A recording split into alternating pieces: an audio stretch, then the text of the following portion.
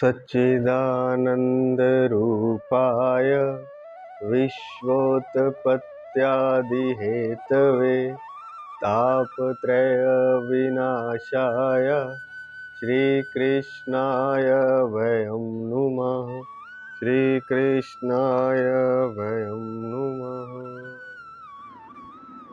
भक्तवांछा कल्पतरु शरणागत वत्सल भक्त वत्सल भगवान श्री कृष्ण उनके साक्षात स्वरूप श्रीमद् भागवत महापुराण के चरणों में प्रणाम करते हुए साथ ही साथ दिव्य विभूतियों श्री गणेश जी, श्री हनुमान जी, श्री नारद जी, व्यास जी, सुखदेव जी, सनकादि ऋषियों,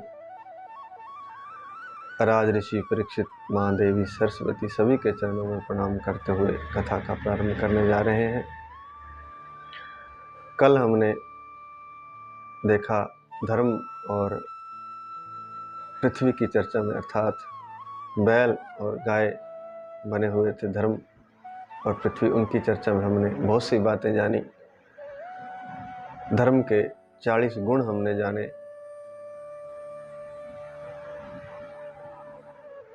आज हम उससे आगे चलते हैं। उन 40 गुणों की इतनी महिमा है कि वे भगवान के ही गुण हैं, और अगर भक्त में वे गुण आ जाते हैं तो भक्त भी भगवान हो जाता है। ये सारे गुण भगवान की सेवा करते हैं, भगवान के आगे नतमस्तक रहते हैं, क्योंकि इन गुणों की उत्पत्ति भी भगवान से ही होती है।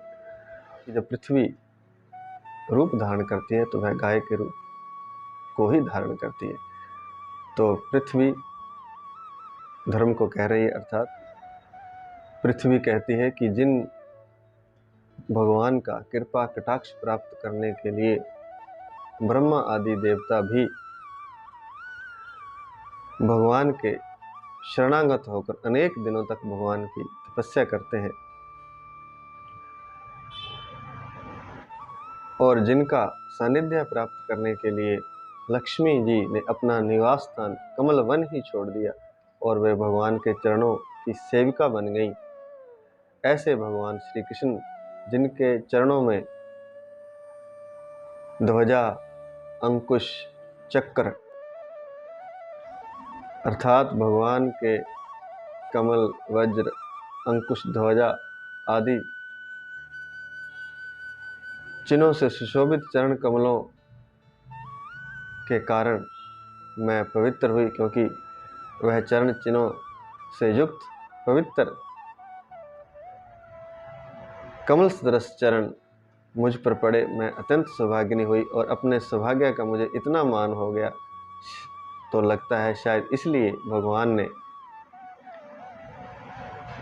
यह धराधाम छोड़ दिया, अर्थात मुझे छोड़ दिया, और वे वैकुंठ धाम चले गए, अपने लोक को चले गए। कहने का तात्पर्य है कि पृथ्वी भी भगवान के धराधाम पर अवतरण से उनके चरण कमलों के स्पर्श से पवित्र हो गई थी। वह चरण कमल जिनमें अनेक प्रकार के शुभ श्री चिन्ह हैं, कमल, वज्र, अंकुश, ध्वजा आदि, उन श्री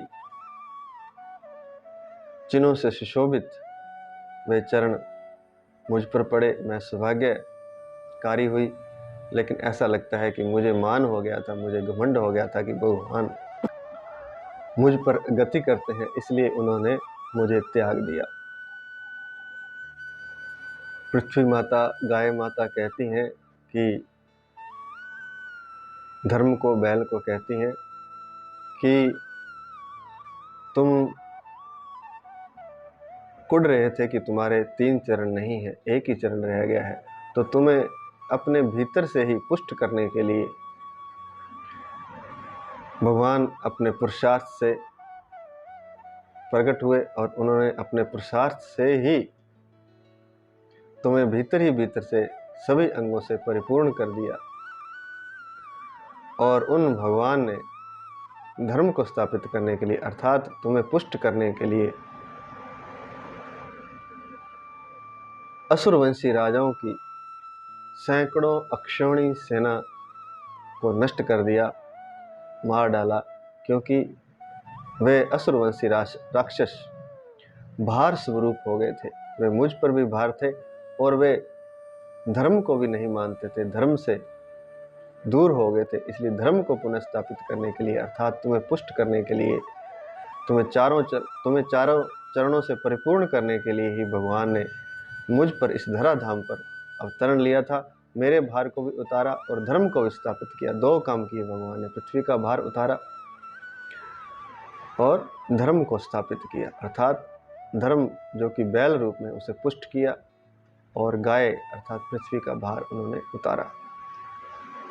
और असुर राक्षसों की, हालांकि वे असुर तो नहीं थे, लेकिन गुणों से ही कोई असुर होता है, गुणों से ही कोई देवता होता है। जब वे दूसरों को कष्ट देते थे, अधिक टैक्स लगाते थे और अपने ही विलास के लिए सब कुछ करते थे वे राजा, तो वे असुरवंशी ही कहलाएंगे, चाहे वो जरासंध हो चाहे कोई और। तो उन असुरवंशी राजाओं को पृथ्वी से उन्होंने नष्ट कर दिया, पृथ्वी का भार उतार दिया। इसलिए तो भगवान ने पृथ्वी पर अवतार लिया था। यह सब भगवान इसलिए कर सके कि वे परम स्वतंत्र थे, उन्हें किसी चीज की आवश्यकता नहीं थी, किसी सहारे की आवश्यकता नहीं थी, किसी के वे नीचे नहीं थे, वे किसी के गुलाम नहीं थे, किसी की परतंत्रता में नहीं थे, किसी से उन्हें शक्ति नहीं लेनी थी, किसी से उन्हें सहारा नहीं लेना था। इसलिए वे परम स्वतंत्र थे। इसलिए तो वे सारी पृथ्वी के भार को उतार सके। सैकड़ों अक्षौणी सेना जो कि आसुरी बन चुकी थी, उसको वे नष्ट कर चुके। जो आसुरी राजाओं के संरक्षण में थी, उनको वे नष्ट कर सके। जिन भगवान ने अपनी तिरछी चितवन, प्रेम भरी तिरछी चितवन, अर्थात उनकी आंखों में एक प्रेम होता था, जब वे देखते थे तो प्रेम भरी उनकी आंखें देखती थी। ये भगवान के गुणों का यहाँ वर्णन हो रहा है। भगवान कैसे थे? उनकी प्रेम भरी चितवन, मनोहर मुस्कान और मीठी मीठी बातों ने भगवान में सभी गुण से उनका रूप जो सौंदर्य था वह अलौकिक था, उत्तम था। उनके बात करने का तरीका बड़ा मधुर था। उनकी आंखों का देखना प्रेम पूर्ण था, जिसे कि प्रेम भरी चितवन कहा गया है। तो ऐसे गुणों ने सत्यभामा जैसी माननियों के मान को भी छीन लिया था। और न केवल छीन लिया था, बल्कि उन्हें भी अधीर कर दिया था। अर्थात भगवान के ऐश्वर्य का वर्णन हो रहा है। भगवान इतने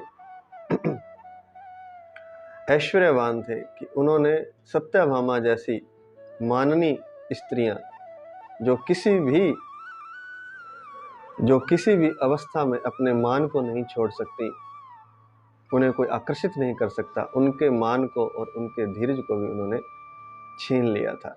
ऐसे भगवान श्री कृष्ण, जिन्होंने अक्षौणी सेना का भार, सैकड़ों अक्षौणी सेना का भार उतार दिया, राक्षसों को, राक्षस रूपी असुर रूपी राजाओं को मार डाला और धर्म को स्थापित कर दिया। जब वे, और जो इस धराधाम पर आकर के जिन्होंने मुझे पवित्र किया, उन भगवान को भला कौन भूल सकता है। तो जब वे यहाँ से चले गए तो सभी उनके विरह से व्याकुल है। पृथ्वी कहती है कि मैं भी उनके विरह से व्याकुल हूँ। धर्म और पृथ्वी आपस में इसी तरह बातचीत ही कर रहे थे कि उसी समय राजा परीक्षित अपने रथ सहित पूर्ववाहिनी सरस्वती नदी के तट पर पहुंचे। यहाँ पृथ्वी और धर्म बातचीत कर रहे थे। आज इतना ही। यहाँ 16वां अध्याय पूर्ण होता है। इति श्रीमद्भागवते महापुराणे परमहंस्यां संहितायां प्रथम स्कंदे पृथ्वी धर्म संवादो नाम षोडशो अध्यायः। यहाँ पर पृथ्वी और धर्म का जिसमें संवाद है वह 16वां अध्याय यहाँ पूर्ण होता है। जय श्री कृष्ण। हरि शरणम, हरि शरणम, हरि शरणम। हे नाथ, हे मेरे नाथ, मैं आपको भूलूं नहीं। सारे अवगुणों को त्याग कर जो धर्म के आपने गुण बताए हैं उनको मैं अपना लूं, ऐसी कृपा करें। जय श्री कृष्ण, जय श्री कृष्ण।